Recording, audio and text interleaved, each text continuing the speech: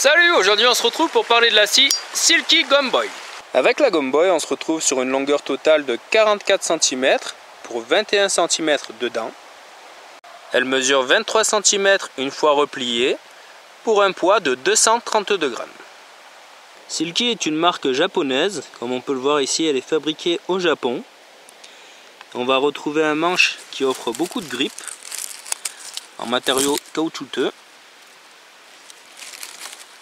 Ensuite, on va retrouver ici le nom du modèle, qui est donc Gum Boy, avec le système de verrouillage qu'on verra un petit peu plus tard.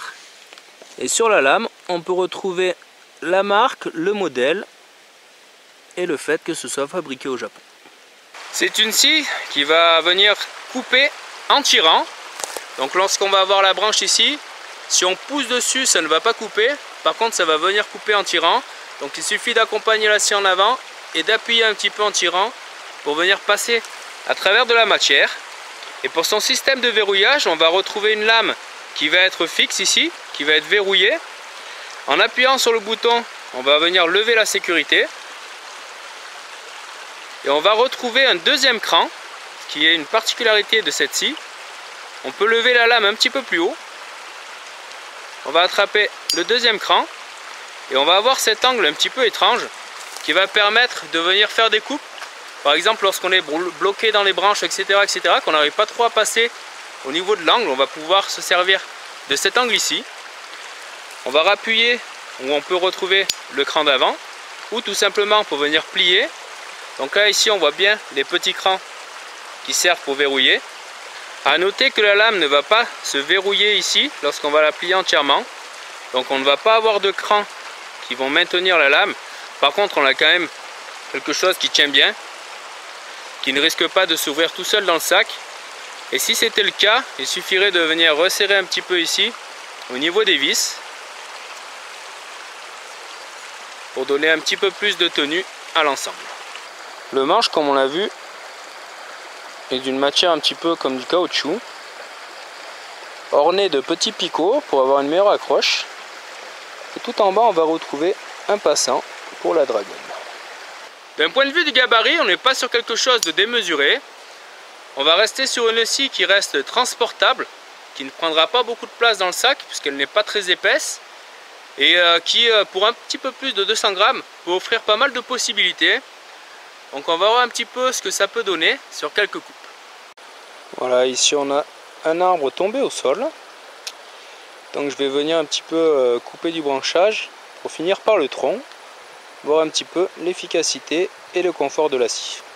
On va commencer par cette branche qui fait à peu près 5,5 de diamètre. Voir ce que ça donne. Voilà, aucune difficulté pour passer à travers. En bout de manche, on a une prise qui est vraiment pas mal, avec une très bonne accroche. On va voir sur du un peu plus gros. Voilà pour une branche un peu plus grosse. Là, on doit être pas loin de 8 cm de diamètre. Voir un petit peu combien de temps je vais prendre pour passer à travers.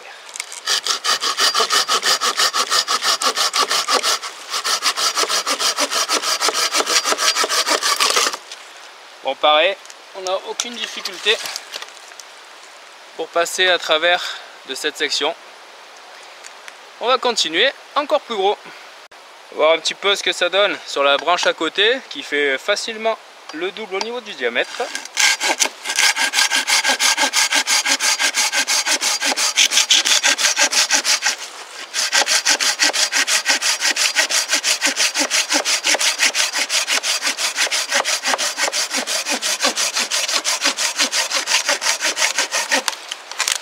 Encore une fois, on passe à travers en quelques secondes. Donc là, on commence à être sur du beau gabarit. Toujours dans du bois bien sec. On va avoir une très bonne accroche au niveau de la prise sur le manche. Après, pour les petites taches un petit peu plus fines, où on viendrait tenir la scie un petit peu en avant ici, on va retrouver un manche beaucoup plus fin. Donc un petit peu moins bonne prise en main. Ce serait un peu plus agréable d'avoir un manche légèrement plus arrondi, un peu plus épais on va dire, sur l'ensemble. Mais en tout cas, on a vraiment quelque chose qui tient très bien en main. On a une excellente accroche Il y a une matière très agréable sous les doigts. Donc on va encore un peu corser la difficulté en passant à travers le tronc.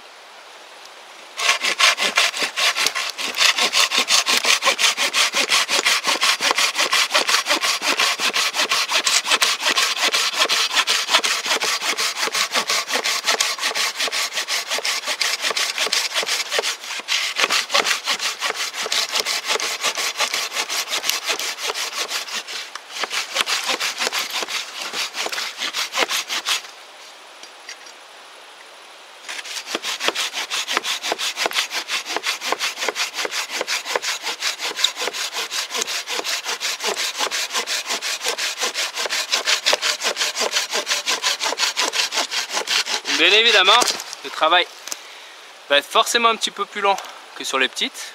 On va garder le même confort et la même efficacité. Donc là on peut voir que le diamètre commence à être vraiment intéressant et ça ne pose aucun souci à la Goom Boy. Voilà en quelques minutes ce qu'on peut faire avec la Goom Boy. Donc aucun souci pour tous ces types de diamètres différents. Le tout avec une bonne efficacité et un bon confort.